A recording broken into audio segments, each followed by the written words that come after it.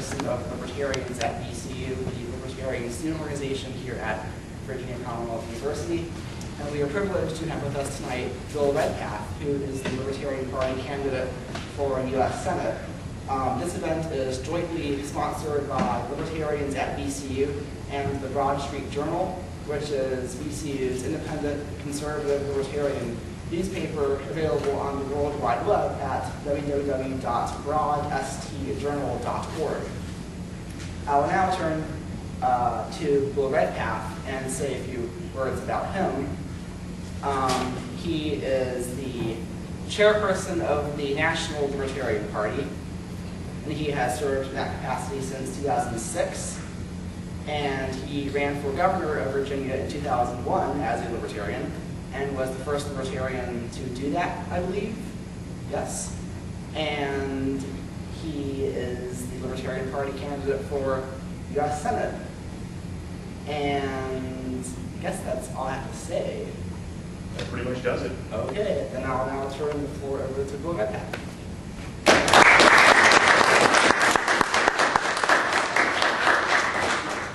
Stephen, thank you. Thank you very much. And it is wonderful to be here at VCU in it's a little disconcerting here. That whatever that window is there, I'll try to watch myself. I usually don't watch myself when I speak. That's all right. You know, that's okay. I'll be all right. Now just not look over that way. So no offense to people necessarily seated over here.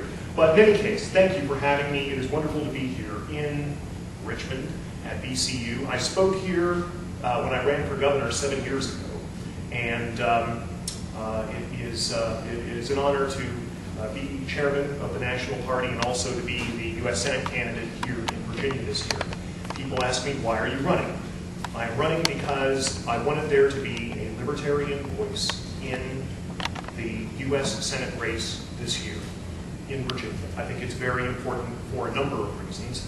And some of the reasons have become more apparent over the past week or so, actually.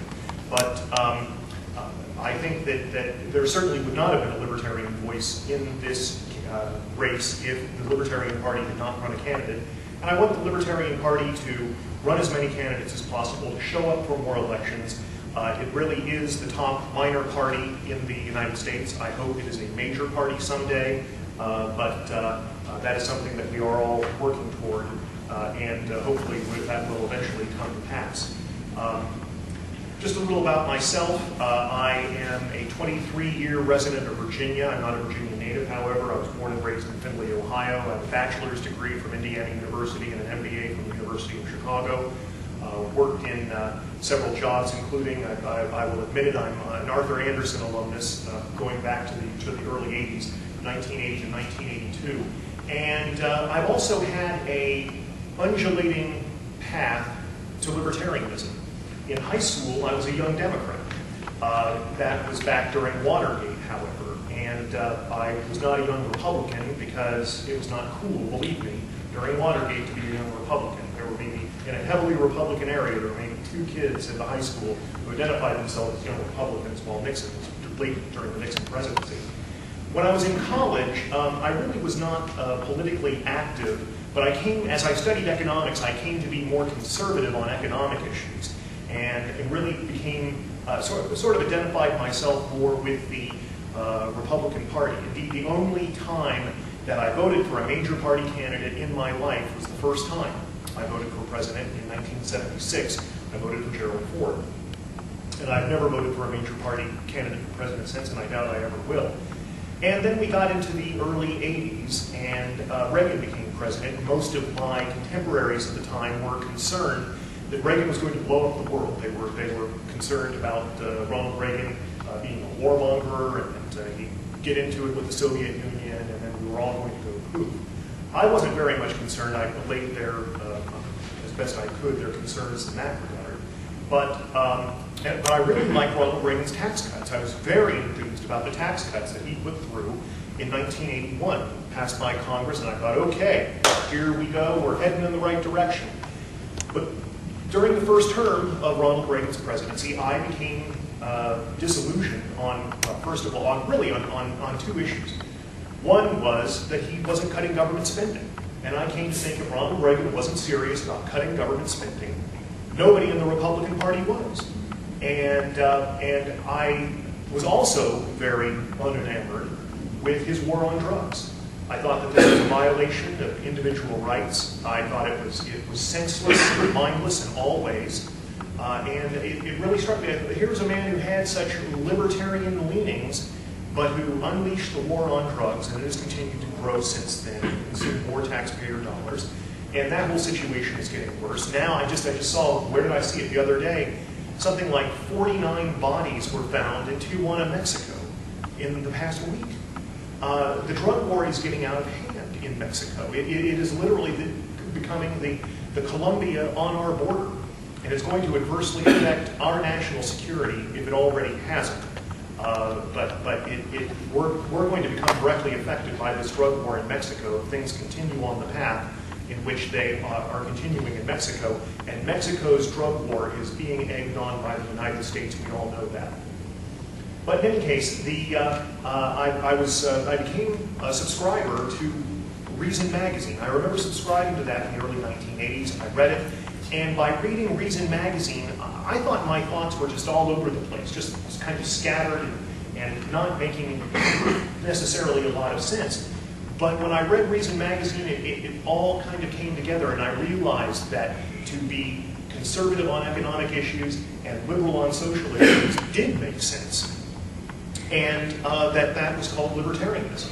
And at some point I must have received a direct mail piece or somehow was contacted by the Libertarian Party, and I became a Libertarian Party member on April 30th, 1984. I moved to Virginia in 1985 and got seriously involved in the Libertarian Party in 1986.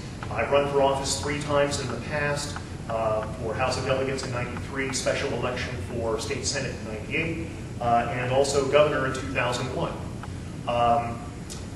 I chose to run this year for one main reason, which is not necessarily the most important issue, but it's a damn important issue.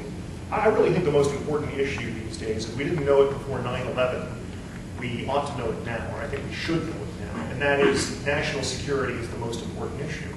I think it always will be. If we don't have national security, we cannot enjoy our lives. We cannot enjoy the fruits of our labor. If we don't, and it's very important to have it at the right price too. I mean, you wouldn't own a house and put 18 locks on a door.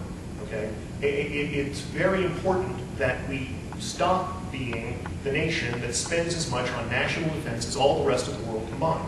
It is dangerous and it is expensive, and it in no small way has contributed to the economic problems we currently have in the United States.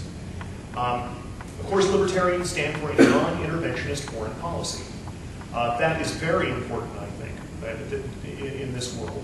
There are, let's face it, 9/11 happened, and it was a heinous act beyond description, and it's something that I think we did have to react to militarily, frankly. But it all came about because we did not have a non-interventionist foreign policy historically in the United States. We've been going back to the Spanish-American War.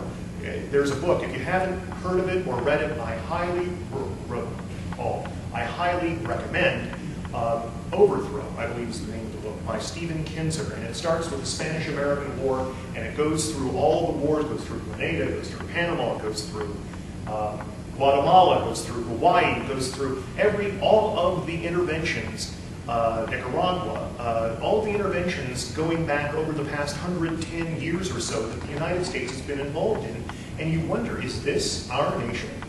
Is this, we're a great nation, we've done many things, and we're a very charitable people, but it is absolutely stunning once it is all laid out for you, the various military interventions, and you wonder why anybody would like this nation, looking from the outside in.